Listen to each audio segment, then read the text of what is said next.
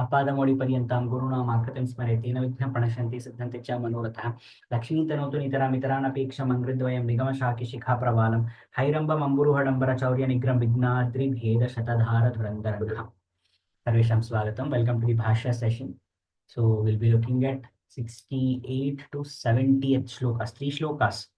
So again, the shloka सकृदुच्चारितै यैस्तु कृष्णेति न विशन्ति ते गर्भागारगृहं मातुः यमलोकञ्च दुस्सहम्.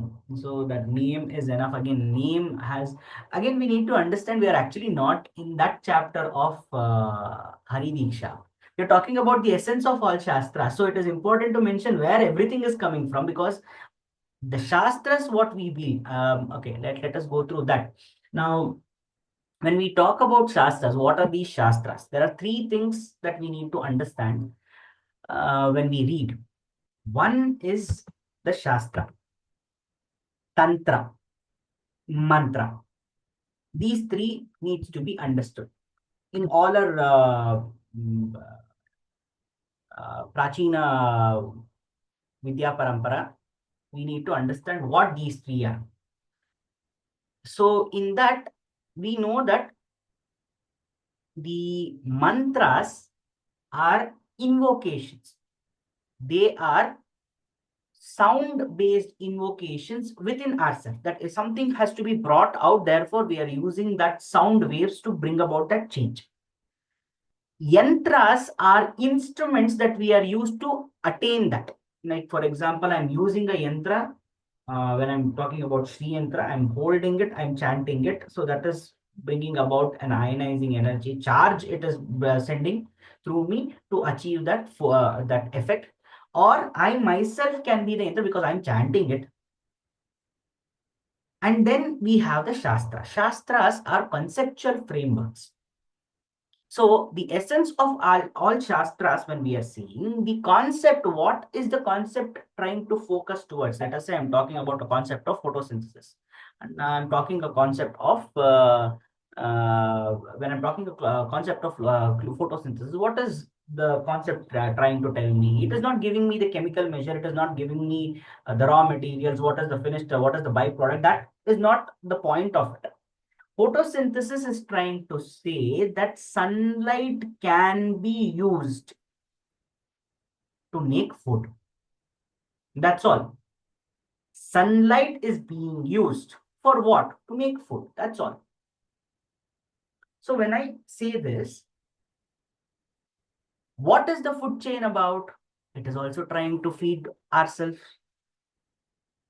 So what is the difference between these two? They both have the same concept. The interests can be different based on who is studying it. If I'm looking at it from a perspective of ecological balance, then food chain is going to tell me something. If I'm looking at from the biology or botanical standpoint, I will learn some other way of understanding photosynthesis. But what are they trying to say? They are trying to say the same thing. And here too, the base or the intention is to that Acharya is trying to bring out is that this nama is what can alleviate you from whatever is the problems of the samsara.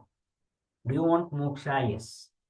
Do you want any purushartha to be fulfilled? All the ichhas can happen through it. So it is the gospel. It is the trick to get through this samsara. That is the essence. So that is what Vishnu Purana is trying to say. So in Vishnu Purana, नाम्नोस्ति यावती शक्तिः पाप निर्दहने मम तावत् कर्ता न शक्नोति पातकं पातकी जनः. So here also they are saying नाम्नः अस्ति यावती शक्तिः पाप निर्दहने मम पाप निर्दहने. one who has the power to burn all my sins. So this is Vishnu Purana, second kanda, sixth shloka, and second kanda, sixth adhyaya, and 42nd shloka. And this is also there in Brahma Purana also. Brahma Purana, 20th adhyaya, 42nd shloka. There also, this is same thing is mentioned. So they are trying to say the one and the same thing, that the essence of all these shastras that we get from either Vishnu Purana, Brahma Purana, wherever we go, we are getting one understanding, is that this Narayana Nama Japa has the power to destroy the sins. Destroy, as we have talked about, it is not in a literal sense, but rather to desensitize us towards the effects of it. Again, the desensitize will not happen if I say I'm not going to worry about it, but I'm going to start doing the same sins again. No, it is when it brings about repentance, then that, like we have talked about, total submission to higher power shows our inability to control things, but it also shows that we will be punished. We will get our karma phalas. We cannot escape it. Then the next shloka is a comparison of Kvanaka Prishtagamanam. Where is Naka, I have already told you, is heaven. Where is going to heaven? Punaravritti Lakshanam it is. It is coming back to the whole cycle of birth and death only. Tvajapo Vasudeveti Vasudeva iti Mukti Bijam. See, here it says Vasudeva is the Bija mantra. Mukti Bijam Anuttamam. So the understanding, again, to a person who doesn't want to go that way, that is, who doesn't want to go towards moksha. The question is, why should I go towards moksha? What is the problem that I'm facing in samsara? When we get involved in samsara, it has the ability to bring about that avarka shakti. It will actually shield us from what is understood to be as true bliss, true sense of happiness. When something is has to invoke a sense of bliss within us, then it is not our own. Samsara can bring about happiness, it can give a sense of bliss, but not on its own. It can be physical, it can be mental, it can be something else. But the sense of bliss, peaceful feeling, ananda, as they say, is not achieved through samsara, because ananda is on its own. So when there is an emotional bliss, I'm feeling extremely happy because I've got something good happening in my life. That is still a part of samsara because it fades away. It is not permanent. It is temporary. So a person who is still stuck in that, he will obviously not feel that moksha is important. There is no contention also. A person who is well to do in his life, a person who has nothing to worry about, that can never happen. Something or the other will be there to worry about. But the person has become accustomed to it. He will not look for a way out. He feels that it is escapism. So at that point of time, moksha is not going to be, moksha has to be, first we need to dream of it. First we need to want it, to start practicing, to go towards it. But there is no influence that is taking us towards it, because we don't even recognize what moksha is, even by standards of concept. We are not able to understand it.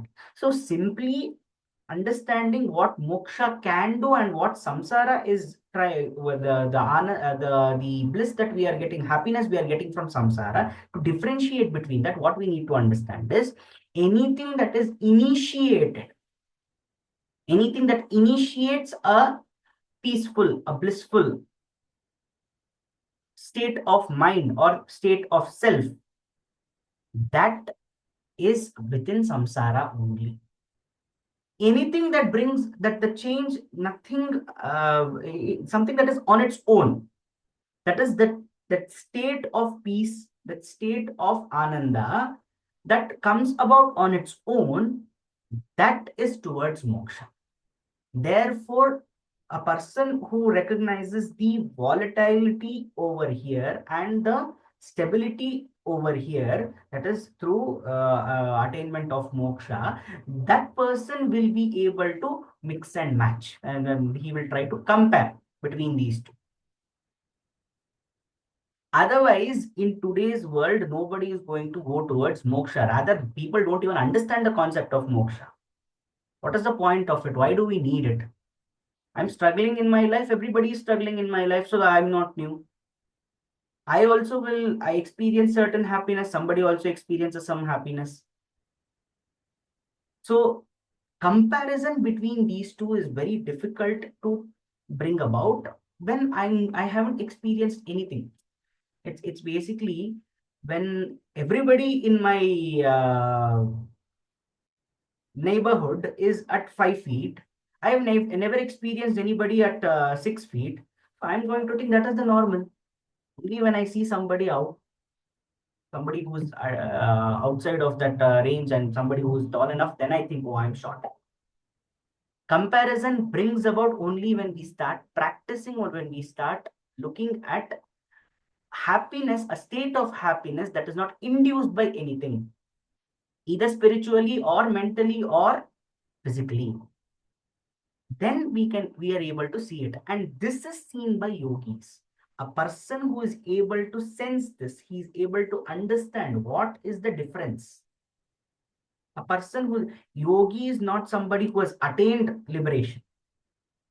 Yogi is somebody who has understood what it means to join atma with paramatma,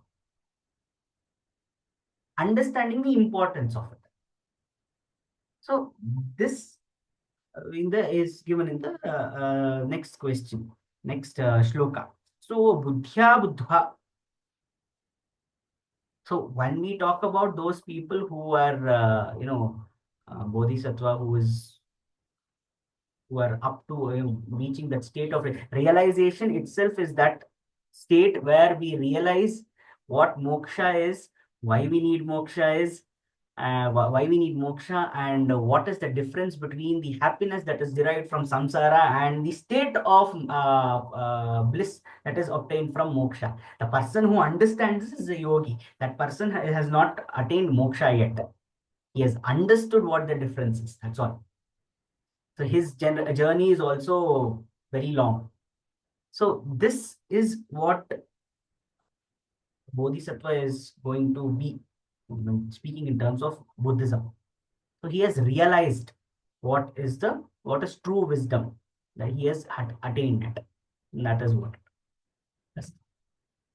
स्वस्ति प्रजाभ्यः प्रतिपालयन्तां न्यायेन मार्गेण मही महिषा गोब्राह्मणेभ्यो शुभमस्तु नित्यं लोकाः समस्ताः सुखिनो भवन्तु कायेन वाचा मनसेन्द्रियैर्वा बुद्ध्यात्मना वा प्रकृते स्वभावात् करोमि यद्यत् सकलं परस्मै नारायणायेति समर्पयामि।